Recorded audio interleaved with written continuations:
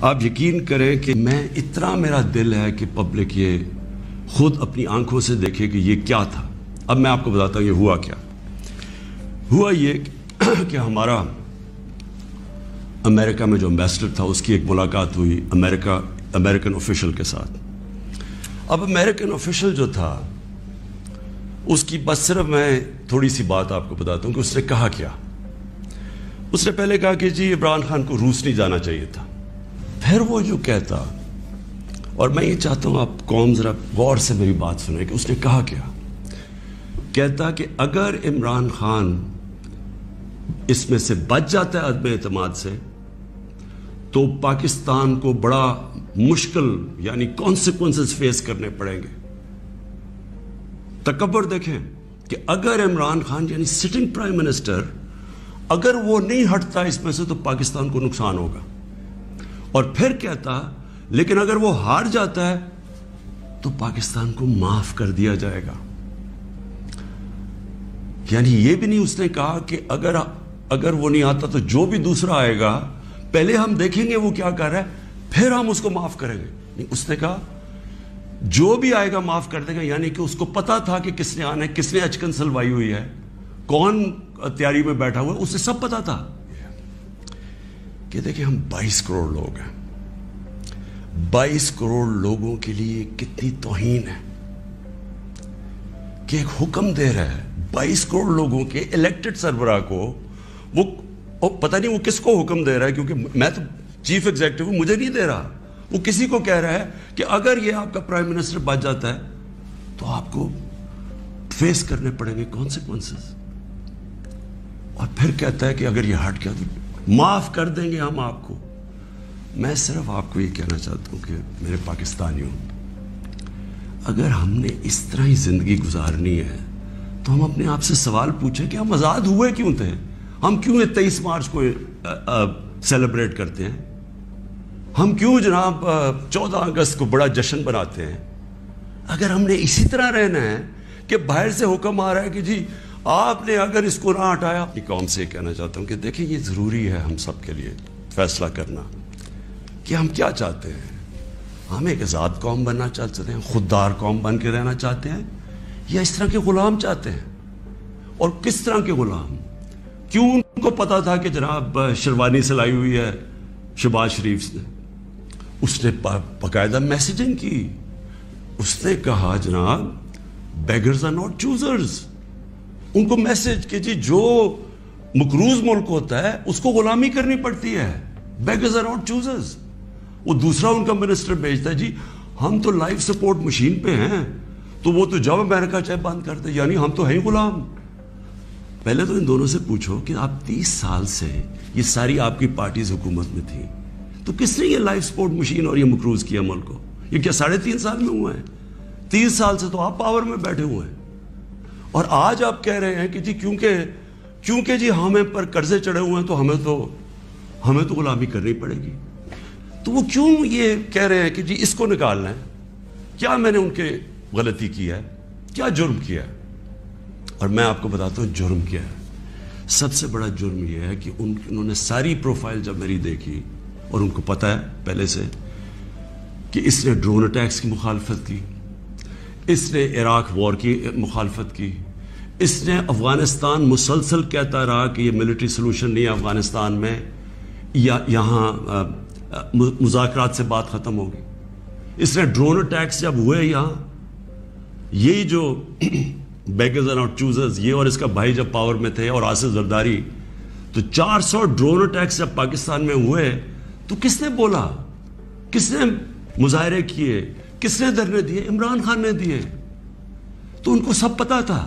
ان کو یہ پتا ہے کہ عمران خان نہ اس کی کوئی چوری کے پیسے باہر پڑے ہیں، نہ اس کی کوئی جائیداد باہر پڑی ہے، نہ اس کے کوئی باہر بینک اکاؤنٹس ہیں، یعنی کہ وہ کنٹرول نہیں ہو سکتا. تو لہٰذا یہ اس کا قصور ہے کہ کیونکہ وہ ہمارا پتلا نہیں بن سکتا اس لیے اس کو ہٹانا بڑا ضروری ہے. اور یہ سارا کچھ جو ڈرامہ ہو رہا ہے یہ صرف ایک آدمی کو ہٹانے کے لیے ہو رہا ہے. تو 400 ڈرون اٹیکس میں نے بتایا، یہ کبھی ان کے منہ سے سنا تھا کہ یہ ہر ہیومینیٹیرین لاز، ہر ہیومن رائٹس کی وائلیشن ہے کہ آپ کسی اپنے ہی آپ ان کی مدد کر رہے ہیں, آپ قربانیاں دے رہے ہیں, اور وہ آپ ہی بمباری کر رہے ہیں. اور بمباری کس طرح لوگوں کو مار رہے ہیں؟ ایک آدمی 4000 میل سے فیصلہ کرتا ہے کہ جناب یہ دہشت گرد ہے, اور اوپر سے بٹن دباتا ہے اور وہ نیچے مر جاتے ہیں. تو عمران خان کا بھی یہی پرابلم ہے. میں یہ کہتا ہوں کہ کسی سے ہماری لڑائی نہیں ہے, نہ میں کسی کا اینٹی ہوں نہ کسی ملک کا اینٹی ہوں. میں صرف یہ کہتا ہوں کہ جو میرے لوگوں کے فائدے کے لیے پہلی چیز وہ ہے, میرے 22 کروڑ لوگوں کے لیے, اس کے بعد میں دنیا کی باقی چیزیں ماننے کے لیے تیار ہوں. لیکن میں اپنے لوگوں کو قربان نہیں کر سکتا کسی اور قوم کے خاطر جو ہم نے وار آن ٹیرر میں کیا ہے. میں آپ کو بتاتا ہوں, ہمارے یہاں جو صاحب اقتدار ہیں وہ ڈالرز کے لیے میں آپ کو کہہ رہا ہوں ہمیں جنگوں کے اندر پھنسا دیتے ہیں. ہم جب سوویت یونین کے خلاف جو ہم فرنٹ لائن سٹیٹ بن گئے تھے, اگر ہم ڈالر امریکہ سے ایڈ لیے بغیر کرتے تو وہ بہت اچھی چیز تھی. ہم پھر اپنے بھائیوں کے لیے, افغانستان, ان کی آزادی کے لیے مدد کر رہے تھے. لیکن جب ہم کہہ رہے ہیں کہ جی یہ پینٹس ہے, ہمیں اتنے پیسے چاہیے, پیسے لے کے جب آپ کسی کے ساتھ شرکت کرتے ہیں وہ آپ کی عزت نہیں کرتے. جیسی وہ ہم افغانستان کا وہ روسی جب وہاں سے گئے 2 سال کے بعد پاکستان کے اوپر سینکشنز لگ گئی.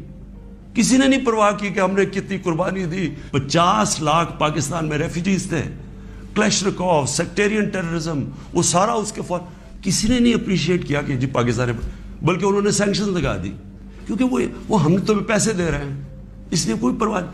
وہ پھر 9/11 آیا, پھر ہم ان کے ساتھ چلے گئے, اور پھر ہم نے کہا جی ہاں ہم بڑی کوئی جنگ لڑ رہے ہیں. پہلے ہم فورن آکوپیشن کے خلاف جنگ لڑ رہے تھے, اب ہم کہہ رہے ہیں کہ جو فورن آکوپیشن ہے اس کے خلاف جو لڑتا ہے وہ دہشت گرد ہے. اب ہماری 22 کروڑ لوگ ہیں, ہمیں سب سے زیادہ کوشش کرنی ہے کہ کیسے ہم نے اپنے لوگوں کو غربت سے نکالنا ہے.